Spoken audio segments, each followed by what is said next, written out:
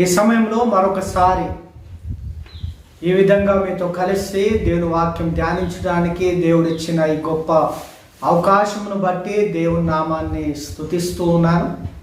దేవుని బిడ్డలారా, ఈ దినము మరి పరిశుద్ధాత్మ రూపాలను మనము ధ్యానిద్దాము.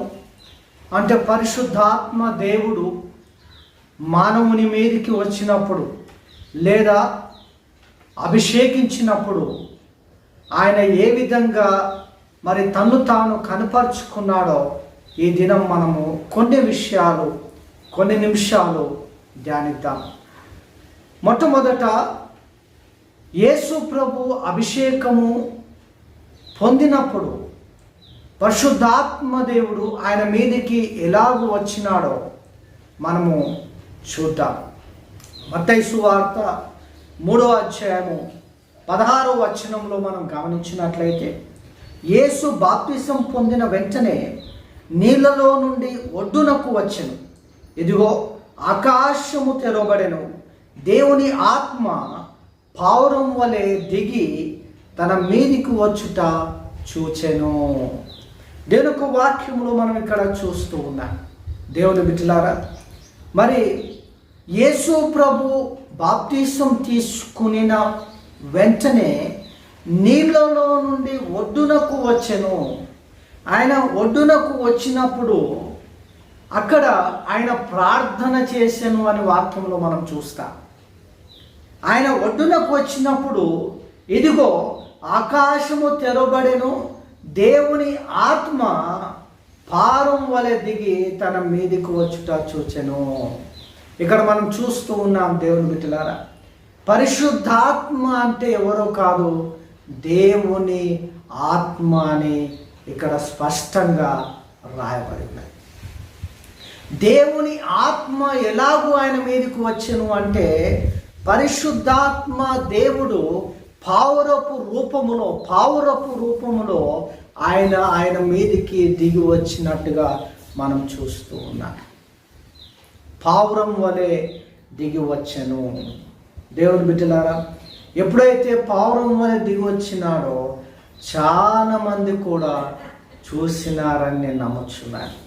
ఎందుకంటే ఆయన శరీర ఆకారముగా వచ్చెను అని బైబిల్ చెప్తా ఉంది.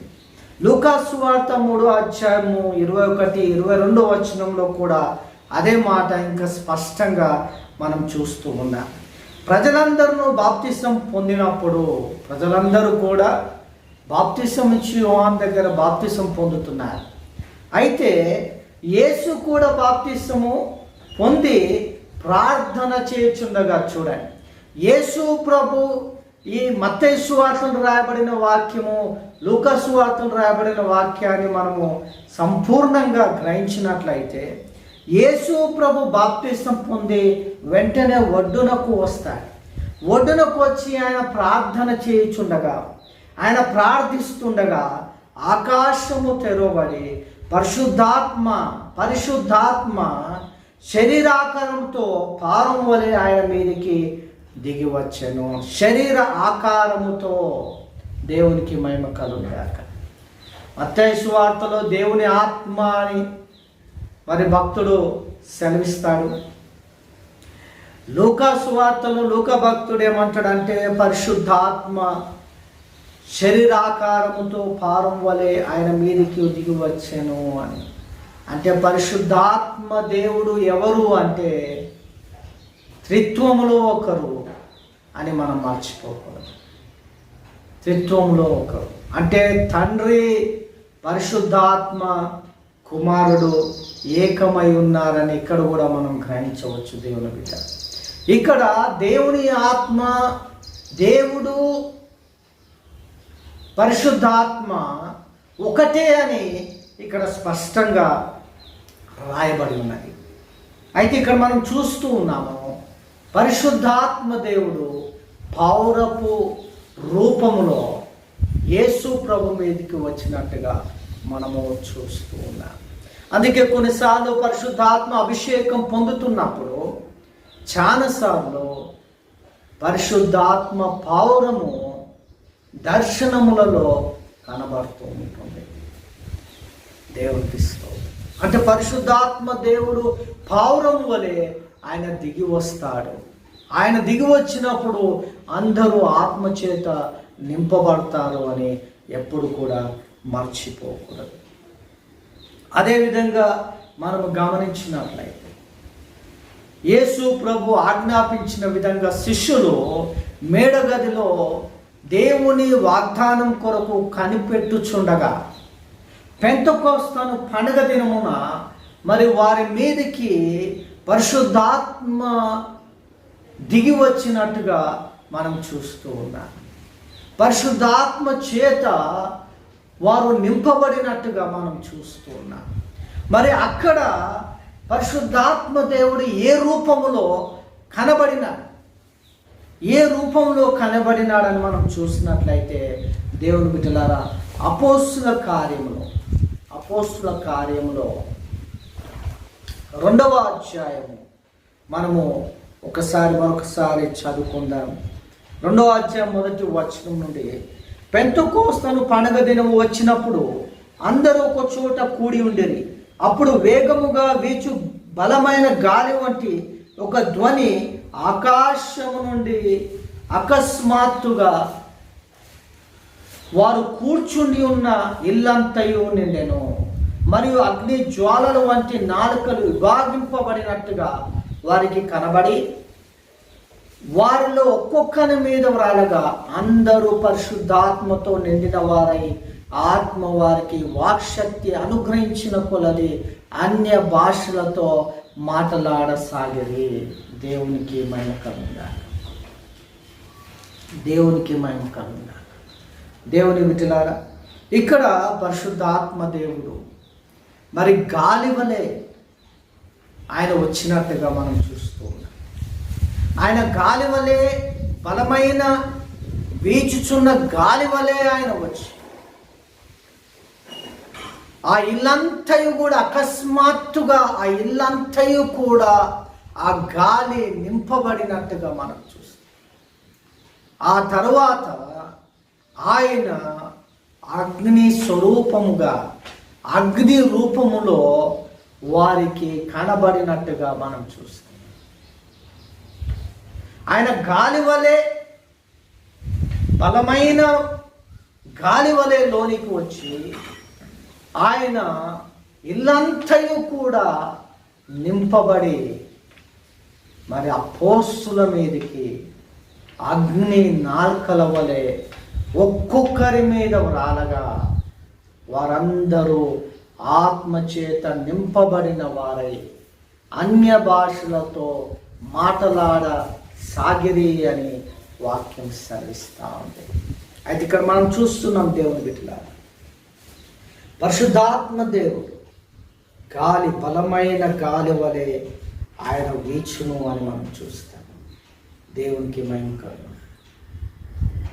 బలమైన గాలి వలె ఆయన దిగివచ్చును. దేవునికి స్తోత్రం. దేవుని బిడ్డలారా, కొన్నిసార్లు ప్రార్థన చేస్తున్నప్పుడు బలమైన గాలి మన మీదకి వచ్చుట మనం అనుభవిస్తూ ఉంటాం.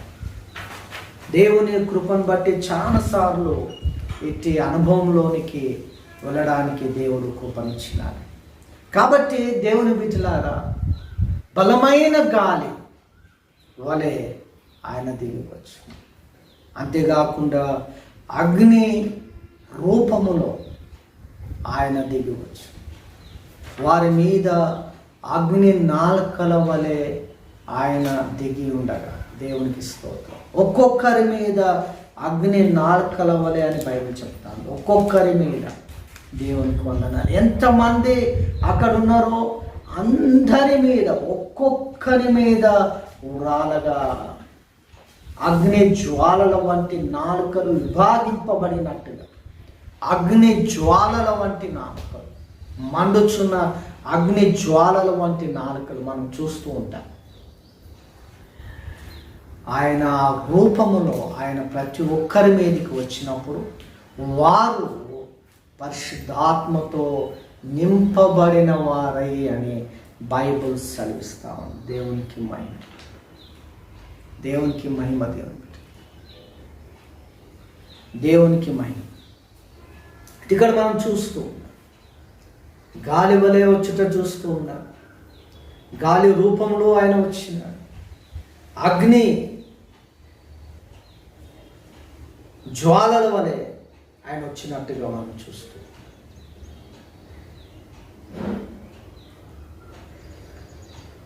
అంతేకాకుండా పరిశుద్ధాత్మ దేవుడు శక్తి వలె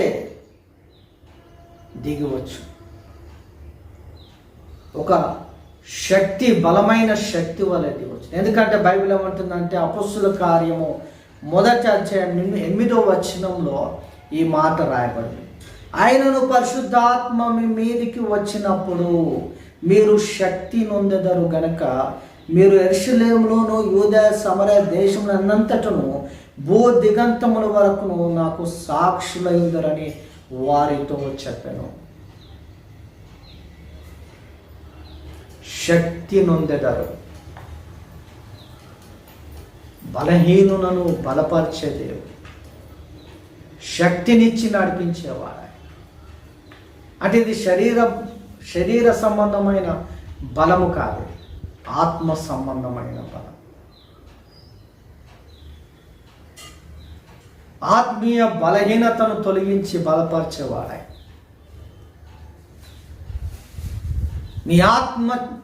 నీ ఆత్మను తన శక్తితో నింపి మాట్లాడిపించేవాడే.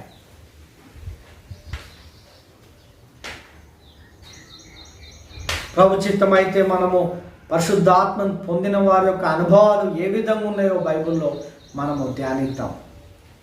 అయితే ఇప్పుడు మనం చూస్తున్నాం ఏంటంటే ఆయన శక్తి స్వరూపుడు అని మనం మర్చిపోకూడదు.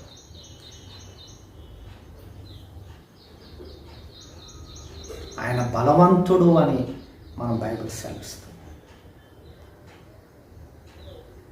కాబట్టి దేవుని బిడ్డలారా, ఇక్కడ మనం గమనించినట్లయితే ఇంకా అనేక విషయాలను ఒకవేళ మనం ధ్యానించాలనుకుంటే, పరిశుద్ధాత్మ దేవుడు ఆయన ఆత్మ గనక ఆయనకు ఆల్రెడీ ఆయన ఒక వ్యక్తిత్వము కలిగి ఉన్నప్పటికీ, ఆయన ఒక స్వరూపము తన స్వరూపము ఉన్నప్పటికీ, ఆయన పరిశుద్ధాత్మ దేవుడు అనేక రూపాల్లోనికి ఆయన తను తాను మార్చుకోగలడు. అంటే దేవుడు మార్చుకోలేడా? యేసే మార్చుకోలేడా? మార్చుకోగలుగుతారు. ఎందుకంటే దేవుడికి అసాధ్యమైనది ఏది లేదు. చాలాసార్లు మనం వింటూ ఉంటాము, దేవుడు ఒక పండు వృద్ధుని వలె చాలా మంది కళల్లోనికి వచ్చి మాట్లాడినట్టుగా మనం చూస్తాం. తండ్రి కనబడినప్పుడు ఎలాగో కనబడతాడంటే ఒక పెద్ద ఆయన వలె కొన్నిసార్లు కళలో మాట్లాడు. యేసు ప్రభు కూడా కొన్నిసార్లు తన ఒరిజినల్ రూపము కాకుండా వేరే విధంగా వచ్చి సహాయం చేయవచ్చు. ఎందుకంటే దేవాది దేవునికి అసాధ్యమైనది ఏది లేదు. ఆయన ఏ రూపమైనా తీసుకొని రావచ్చు. కాపరిగా కనబడవచ్చు,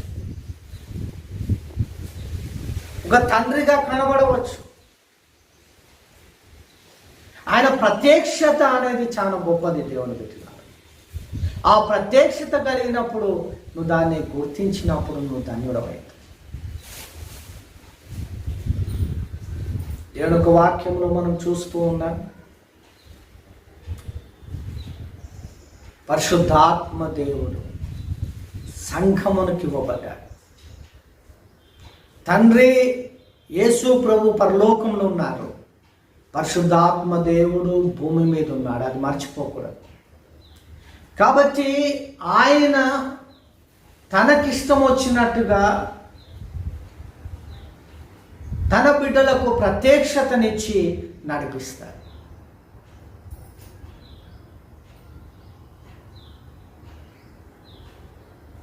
ఆయన వెలుగు వలె, వెలుగు స్తంభం వలె ఆయన కనబడవచ్చు. పౌరం వలె ఆయన కనబడవచ్చు.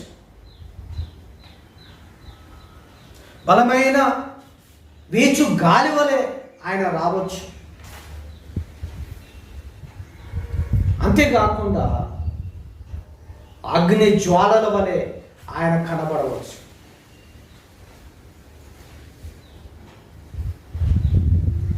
దేవునికి మహిమ కలుగుగాక.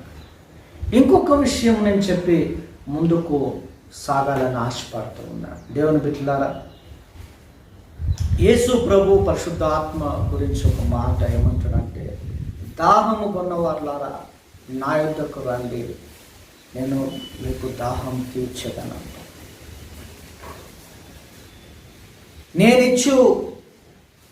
నేనిచ్చు నీళ్ళు జీవజలములు అంట.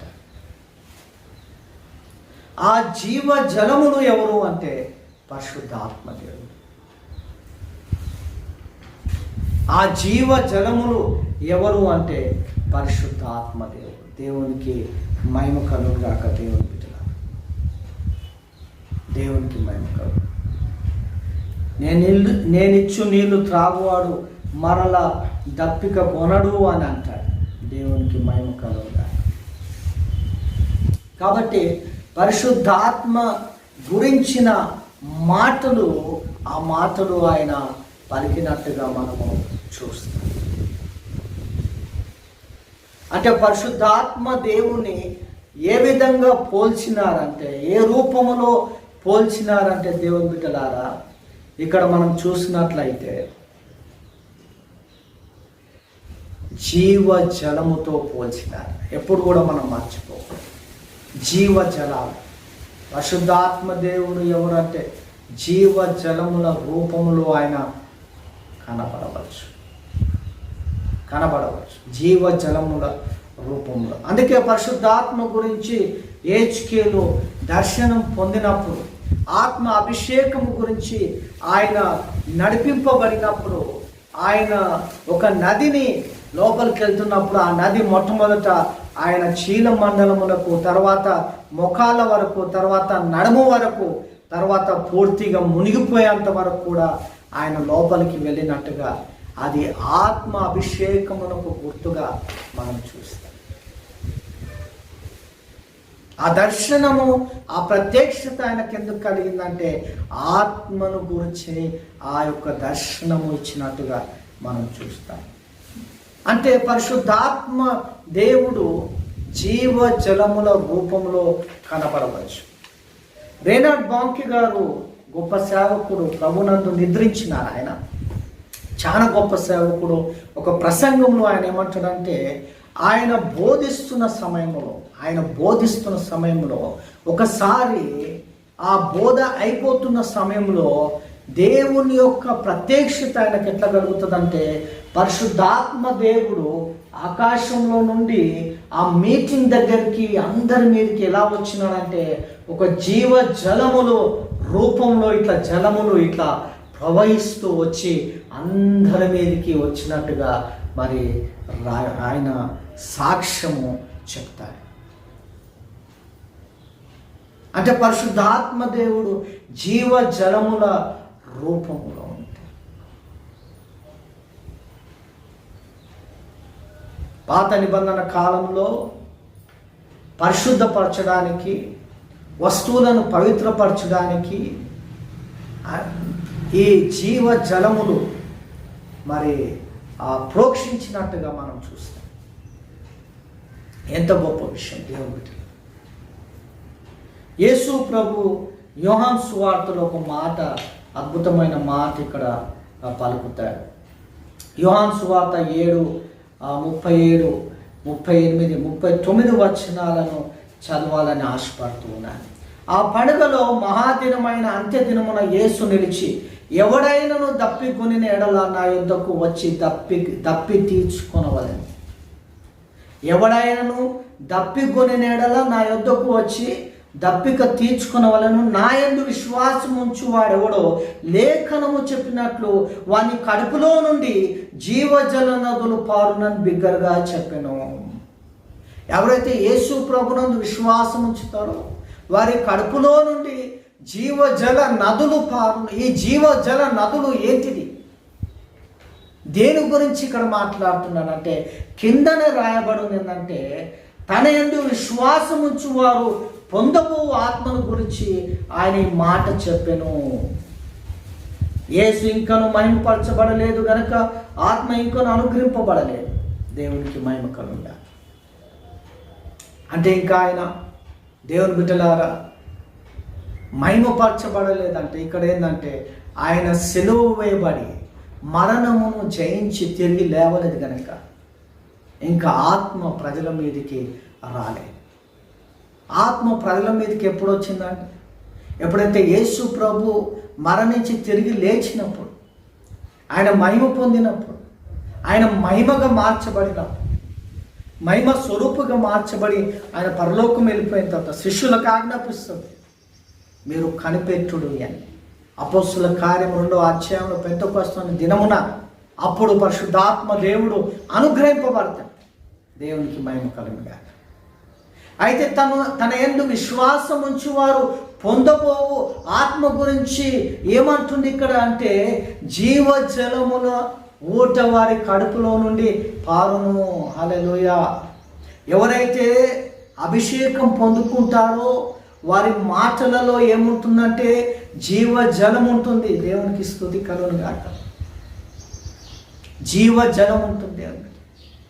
ఇక్కడ ఆత్మను యేసు ప్రభు దేనికి ఏ రూపంలో పోలుస్తున్నాడంటే జీవజలములతో పోలుస్తున్నాడని మర్చిపోకూడదు. జీవజలములతో పోలుస్తున్నాడు. జీవజలములతో పోలుస్తున్నాడు. చాలామంది కొన్నిసార్లు అర్థం చేసుకోకుండా మాట్లాడుతూ ఉంటారు. దేవుని బిడ్డలారా, పరిశుద్ధాత్మ దేవుని యొక్క రూపాలు బైబిల్లో కొన్ని ఇవ్వబడినాయి. ఆయన అగ్ని రూపంకి పోల్చబడ్డాడు, గాలికి పోల్చబడ్డాడు, జీవజలములకు పోల్చబడ్డాడు, ఆయన శక్తికి పోల్చబడ్డాడు.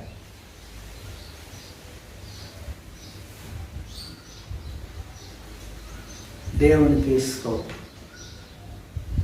దేవుని బిడ్డలారా, ఆయన ఆదరించు దేవుడై ఉన్నాడు, బలపరిచే దేవుడై ఉన్నాడు, నడిపించే దేవుడై ఉన్నాడు. అన్ని విషయాలు వివరంగా మనం వాక్యానుసారంగా తర్వాత ధ్యానిద్దాం. అయితే ఇక్కడ మనం చూస్తూ ఉన్నాము పరిశుద్ధాత్మ రూపాలను మనం చూస్తూ ఉన్నాం. పరిశుద్ధాత్మ రూపాలను చూస్తూ ఉన్నాము.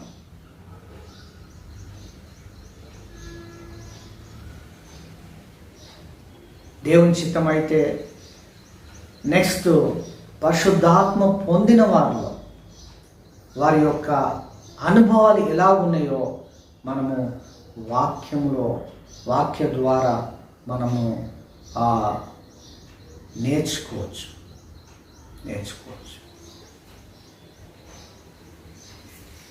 దేవునికి మహిమ. దేవుని బిడ్డలారా, మరి ఇక్కడ మనం చూసినట్లయితే పరిశుద్ధాత్మ దేవుడు జీవజలములతో పోల్చబడినట్టుగా మనము చూస్తూ ఉన్నాం. దేవుడి వాక్యము మన వినికిల్లో దీవించునుగాక. ఆమేన్. చిన్న ప్రార్థన చేసుకుందాం. ప్రియమైన మా తండ్రి, నీ నామాన్ని స్తుతిస్తున్నాం. ఈ సమయంలో ప్రభువా, మీ రక్తంలో నాయన కప్పండి, వినవారందరితో మీరు మాట్లాడి మీ వాక్యంలో ఉన్నది అంగీకరించుట ప్రభువా. అయా మా అందరికీ సహాయం చేయమని, పరిశుద్ధాత్మ ద్వారా మీరు మాట్లాడి బలపరచమని, ప్రతి ఆటంకములు విరగొట్టిన ఆయన నీ కృపలో నడిపించమని యేసు నామమున అడుగుచున్నాము తండ్రి. ఆమేన్, ఆమేన్, ఆమేన్. దేవునికి స్తోత్రం. దేవునికి మహిమ కలుగును గాక. దేవుడు మిమ్మల్ని దీవించును గాక. ఆమేన్.